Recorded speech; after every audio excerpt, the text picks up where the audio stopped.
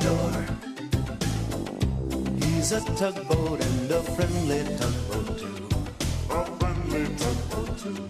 Oh, Theodore likes to do the things that friendly tugboats do.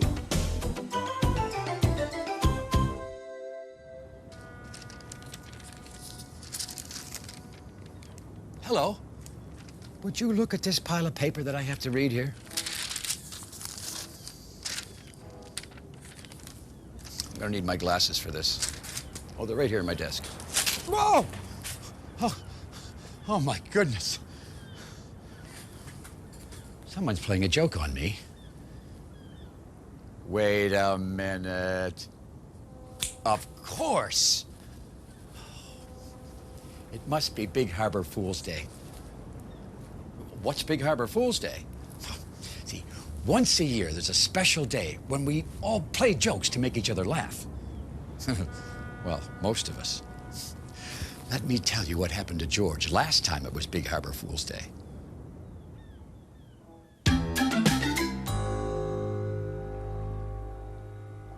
Early one morning, the tugs were sound asleep at the Great Ocean Tug and Salvage Company dock when the town clock began to toll. Time to wake up, tugboats, it was chiming. We slept too long, shouted Theodore. We're late for the morning work meeting, exclaimed Emily. Late, grumbled Foduck. How could this happen? Quickly, the tugs gathered round the dispatcher's dock. Hank was so sleepy and startled, he bumped right into George. Oops! Hey, what's going on? Said George. We're late for work, said Theodore. I'm never late for work, groaned George. Oh, this is terrible. Big Harbor Fools, shouted the dispatcher. He was wearing silly pop-out glasses. You mean, said Foduck, we didn't sleep too long? I told the town clock to wake you up early, said the dispatcher, laughing merrily. It's Big Harbor Fool's Day, shouted Theodore excitedly. We almost forgot, smiled Emily. It's our favorite day of the year, hooted Hank. It's the dumbest day of the year, grumbled George as he puffed up some smoke from his smokestack, the way he did when he was upset. Then he turned back to his dock and didn't say another word. What's the matter with George? Whispered Hank. I don't know, answered Theodore. I really don't know. A little later, the tugs set off to their jobs for the day.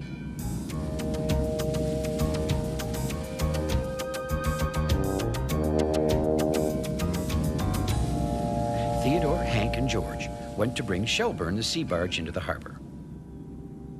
Shelburne had a big load of tanks, all filled with bubble bath.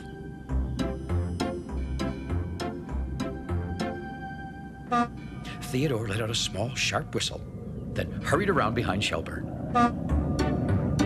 Shelburne tried to see who was whistling at him, but he couldn't see anyone. Then Hank whistled from the other side and hurried behind Shelburne. Once again, Shelburne tried to see who was whistling. That's funny, he said. There's no one there. Well, Hank started laughing, and Theodore laughed too. Big Harbor Fools, they both shouted and tooted their whistles, and everyone had a good laugh. Let's get to work, frowned George. We're wasting time. Sorry, George, said Theodore. It was just a joke. For Big Harbor Fool's Day, added Hank.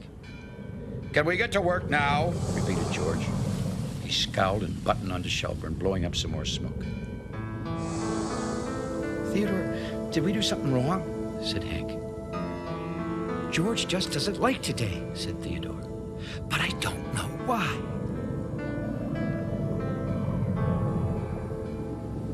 In another part of the harbor, Foduck was inspecting docks to see if they were safe. He started with Donald Dock. Everything ship-shape, Donald? Said Foduck. I mean, dock shape. Uh-huh, said Donald.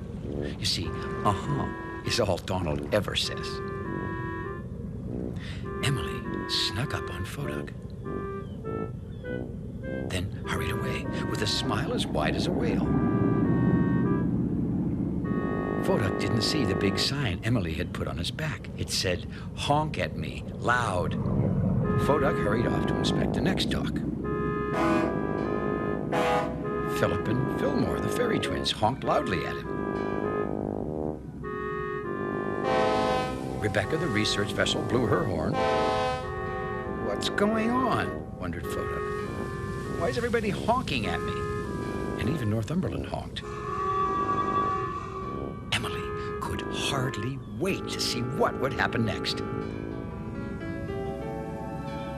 Foduck floated along inspecting docks, and everywhere he went, everyone honked and tooted and dinged at him. I wonder, Foduck said to himself, are my bumpers on backwards? George, Theodore, and Hank were just bringing Shelburne to his dock. Prepare to turn, called George. Preparing to turn, called Theodore. Preparing to... called Hank, tooting his whistle at Foduck and laughing. Toot, said George. Who said toot? I said turn. Hank? Hank? But Foduck has a funny sign on him, grinned Hank. Big Harbour fools, Emily shouted at Foduck. Foduck began to spin around trying to see the sign on his back, which made everyone honk and toot and ding even louder. Well, everyone, please be quiet, roared George in his biggest voice. I am trying to work. Well, the Big Harbour went as silent as a seashell. Everyone went back to their jobs. I have to find out why George doesn't like jokes, Theodore said to himself. After Shelburne had been docked, George set off for his next job, moving a small cargo ship. Theodore slowly floated up alongside George and cleared his throat. I guess you really don't like Big Harbour Fool's Day, do you, George? Well, George just puffed up some smoke. We have some really good jokes this year, Theodore went on. I'm the biggest tug, right? Said George at last. Right, replied Theodore. And I'm the strongest too, right? Added George. Right, agreed Theodore. So I have a very important, serious job.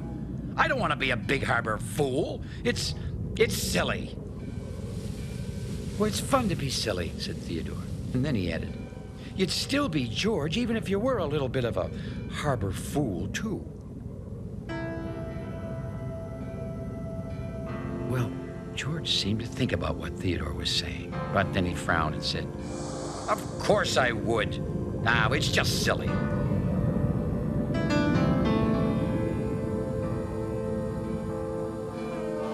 All that day, the other tugs played Big Harbour Fools jokes on each other and laughed and enjoyed themselves. They do look like they're having fun, George thought, as he watched the tugs. For a moment, he wished that he was laughing along with everyone, too. But then he said, oh, they're just being silly. George finished docking the cargo ship and headed home. I'll sleep until this whole dumb day is over, he grumbled. Back at his dock, George covered himself with a blanket of his own smoke and went to sleep. George isn't having any fun today, said Theodore. I wish I knew what to do. I think the only thing that would make George happy is if Big Harbour Fool's Day was over, said Hank. A slow smile spread over Theodore's face. Hank, he said, you just gave me a great idea. I did? Said Hank. I did. Theodore, what is my great idea? I know how to make George smile, said Theodore. Here's what we'll do. The other tugs turned to Theodore, and he began to explain his plan. After Theodore had explained his plan to the other tugs, he hurried over to the dispatcher's dock. Excuse me, Mr. Dispatcher, he whispered. I've been noticing that George has been very serious all Big Harbour Fool's Day. Yes, Theodore, replied the dispatcher. I've noticed that too. Well, I've an idea, said Theodore, and then he moved closer to the dispatcher. Meanwhile, Hank and Emily were over with Shelburne, the sea barge. Shelburne was just finishing unloading his big tanks of bubble bath. The tugs whispered their plan to Shelburne. Sure, said Shelburne slowly. whatever you say. Quiet as can be, Hank and Emily moved Shelburne over to where George was sleeping. Shelburne lifted a big bubble bath tank with his crane and slowly began to empty it right down George's smokestack. This'll be the best Big Harbor Fool's joke ever, giggled Emily.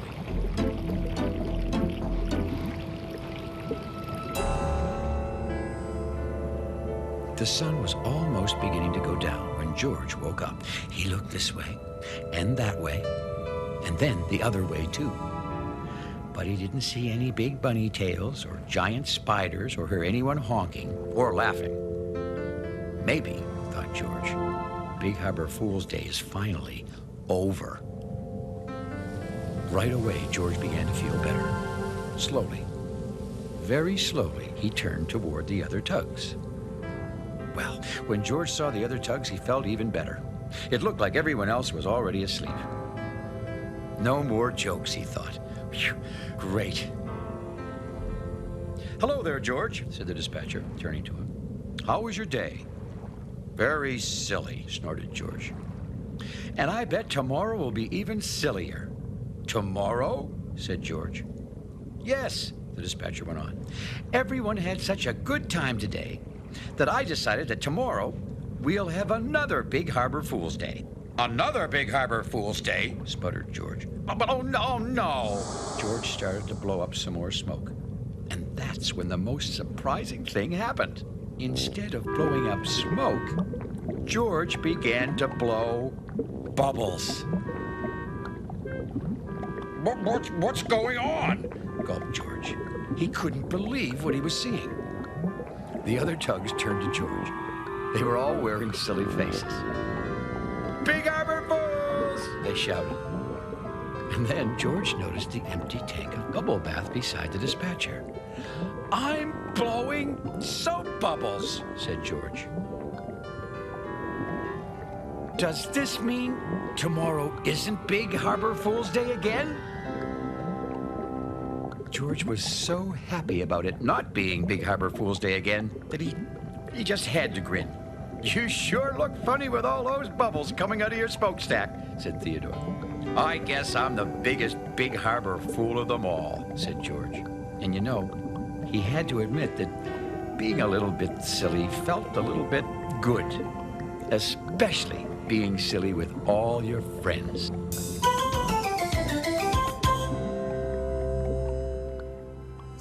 I guess it's pretty hard to be too serious or important with big bubbles coming out of your smokestack. Well, I hope that's the end of the Big Harbor Fool's Day jokes for this year. Thanks for visiting us here in the Big Harbor. We'll see you all again next time.